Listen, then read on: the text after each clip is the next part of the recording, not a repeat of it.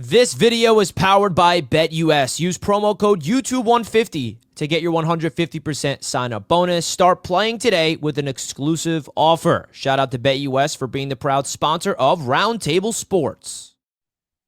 Hey, what's going on? It is TJ Jones of the NFC South Roundtable. And first off, I want to say happy holidays to each and every one of you, to you and your families. Doesn't matter what team that you're repping, no matter if you're repping my favorite team, the New Orleans Saints, Carolina Panthers, Tampa Bay Buccaneers, or the Atlanta Falcons. It really doesn't matter. Happy holidays to you. Actually, I'm in Alabama right now, visiting my in-laws, and just wanted to talk a little bit before I get back to the family festivities about week number 16, the NFC South, the state of the NFC South after week 16. I'm pretty sure a lot of you already know that the Atlanta Falcons have taken over first place in the NFC South after the loss the Tampa Bay Buccaneers sustained to the Dallas Cowboys. Now, this is one of those situations where, it's probably a good thing that the Atlanta Falcons were able to, win those games at the beginning, because they had an opportunity to kind of slip up down the stretch, but still make sure that they're in the running towards the end. I'm going to go ahead and talk about each of the NFC South games. Unfortunately, I won't be able to talk about the New Orleans Saints because I'm actually recording this video right now, and the Saints have not played yet. The Saints will be playing on Monday night, primetime game, Monday Night Football. But I'll go ahead and I'll start with the Atlanta Falcons taking on the New York Football Giants. The Atlanta Falcons were able to knock off the New York Giants in pretty convincing fashion. This was the first start for rookie quarterback Michael Penix Jr., the rookie out of Washington who made a lot of noise.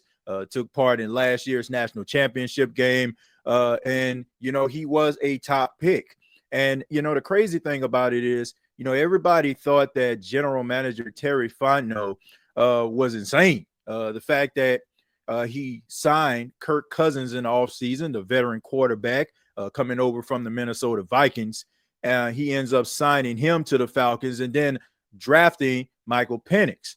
But I'll let you guys in on a little secret. I got opportunity to talk to an NFL scout, and it turns out that a lot of people were talking about the decision that Terry Fontenot made, but it turns out that the owner, Arthur Blank, wanted Michael Penix. It was more of a decision to get Kirk Cousins was on Terry Fontenot. What happened was Arthur Blank actually went out to a pro day with Michael Penix. They fell in love with the personality, the human being that he was, and Arthur Blank wanted him. So a lot of people thought that maybe that conversation after Michael Penix was drafted was more so like Arthur Blank needed an explanation for signing Kirk Cousins and then drafting a rookie quarterback, but it was more so Arthur Blank trying to assure Terry Fontenot that, hey, man, everything's going to be cool. And turns out that he was right, because we know that Kirk Cousins played like garbage, for at least 4 to 5 games, man. He could not find the end zone. He was turning the ball over, and I don't know if he's still dealing with that Achilles injury or what, but they had too much ground and too much of an advantage for them to slip down the stretch the way that they did. So thus comes Michael Penix. Penix comes into the game. He's able to get the ball to his receivers. To me, didn't really knock my socks off. I just think that it's just the whole fresh smell. Like it's like a brand new car, right? Getting in a brand new car for the first time, you just love the smell of it. It smells new. It looks new. But in reality, I didn't see anything that I didn't see from Kirk Cousins. I mean, he had one turnover in the game, even though it wasn't his fault, but his stat line resembled that of a struggling Kirk Cousins. So I think that this was one of those situations where everything just kind of came together for the Atlanta Falcons. Some of the things that we seen towards the beginning of the season, just things started to go their way. They went up against, in back-to-back weeks, 2 of the worst teams in football. The New York Giants is pretty clear that they want the number 1 overall pick so they can be able to draft themselves a quarterback, rather it's Cam Ward or Shadur Sanders. And no, I'm not just saying this because the Falcons won. I'm saying it because I said it on a prediction.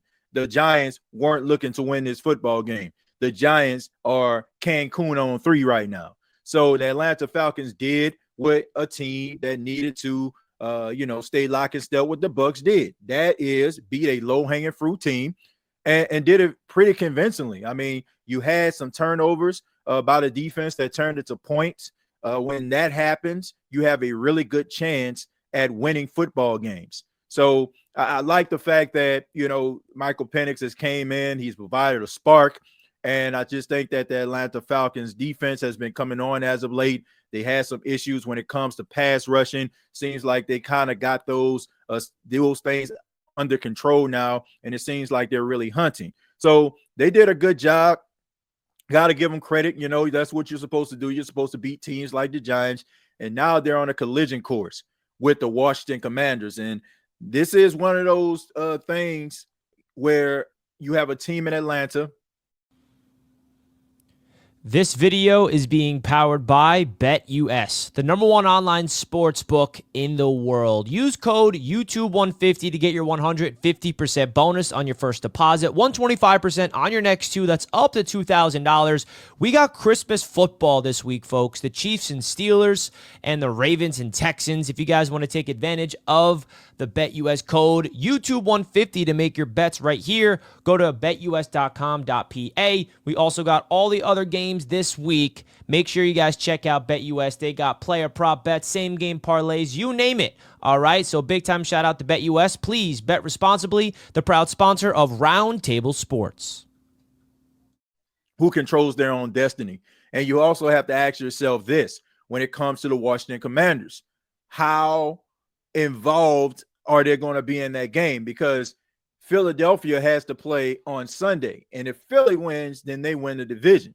And you have a situation where the Commanders, they can't switch their spot. They can't change it because Philly is a division winner. So you won't go up or down. You kind of just stay in the same spot, but you can clinch yourself a playoff spot. So to me, it really is up to the Washington Commanders if they want to, how they want to approach that game. And that could be an advantage for the Falcons because the Falcons need to win their next 2 games and they need the Bucs to at least slip up on 1. But both of these teams have to play divisional games down the stretch. You got the Atlanta Falcons final game of the season. They're going to be taking on the Carolina Panthers.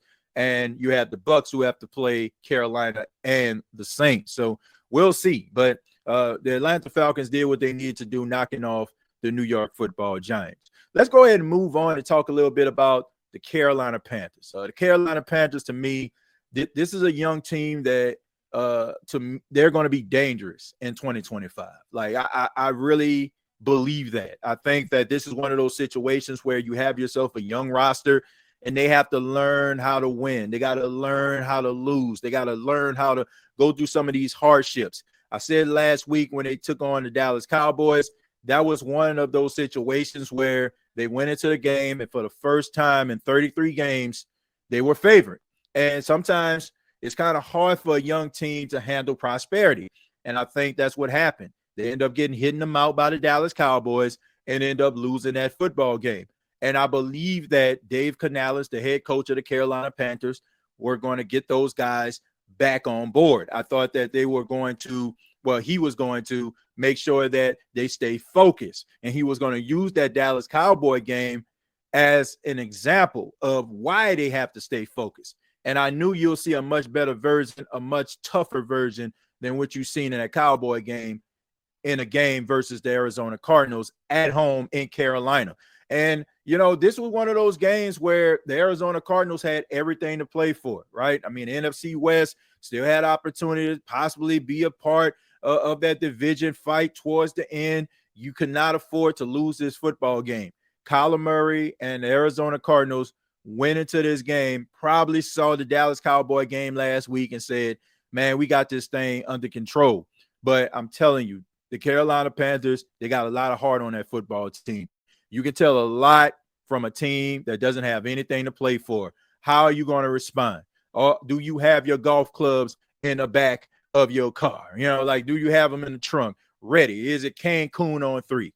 The Carolina Panthers are dealing with a miserable season, not winning the division, not making the postseason. But guess what? They want to make some other teams just as miserable as the season has been for them, more so than not. And they did the same thing to the Arizona Cardinals. They made sure that the Arizona Cardinals were just as miserable. The Arizona Cardinals, they underestimated the Carolina Panthers, which a lot of teams do, especially like some of these playoff contenders, these teams that are probably, they're good, getting to the point where they can be a contender. They underestimated them. And the Carolina Panthers did some really good things in this game. They were able to, jump up with a lead a little bit early in the game. Arizona started to fight back. You got to give credit to Arizona kicking that 50-plus yard field goal to tie the game, going to overtime. But, credit to the Carolina Panthers using Chuba Hubbard, him running the ball into the end zone for a touchdown.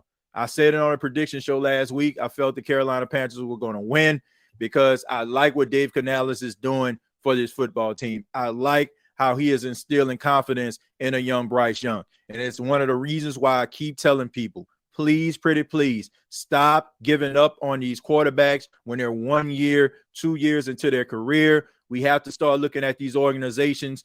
Are they putting these quarterbacks in the best position to succeed? Are they doing the right things to put a good team around him, a good infrastructure around him? And I feel like the best thing to happen to Bryce Young was him getting benched. He had to get benched. That way he can kind of put things into perspective. And honestly, that was probably the best thing the Panthers did, because this is one of those situations where, kind of like when, you join the Navy, they throw you out in the middle of the water and they want you to swim back, right? Are you going to stay out there in the water and drown, or are you going to swim back to shore? And luckily for the Carolina Panthers, they had a soldier in Bryce Young that swam his behind back to shore. And now he's looking like a much better version of himself. I got nothing but love and respect for Bryce Young. Y'all already know where I stand. The moment where Bryce Young led the Carolina Panthers to victory in order to get Dennis Allen fired, I ain't never got nothing bad to say about Bryce Young. Now, I'm still gonna critique him, justifiably so. Like, I'm gonna be I'm gonna be truthful. I'm gonna keep it 100. Okay. I'm gonna do what I gotta do, but at the same time, he always got a special place in my heart. All right.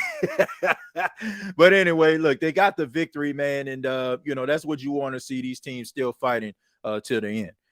And finally, the Tampa Bay Buccaneers. The Tampa Bay Buccaneers, man. For weeks on the NFC South Roundtable, I did not pick the Bucs because I wasn't believing the hype. I was like, man, okay, man, they won a couple games. Hooray. All right. But last week, they played against the Chargers. They played against the Chargers in Los Angeles, and they blew them out. Scored 27 points in the second half and looked incredible doing it. So I was thinking to myself, like, man, Tampa is one of those scary teams. I mean, if you look at who they played, they beat the Eagles, right? They beat, some of these other teams that are playoff contenders. They beat Detroit the first game of the season. And, this is one of those teams that maybe some of these playoff contenders, they don't want to go up against, right? They don't want that smoke. So I picked them to beat the Dallas Cowboys. And I said, I do not like the Dallas Cowboys. There's two teams on the face of God's green earth I just can't stand. I do not like the Falcons, and I don't like the Dallas Cowboys at all. All right. To me, I don't know. I don't know who I despise more. I really can't tell you. But all I know is I thought Tampa was going to do the job. You had everything in front of you. You got a relative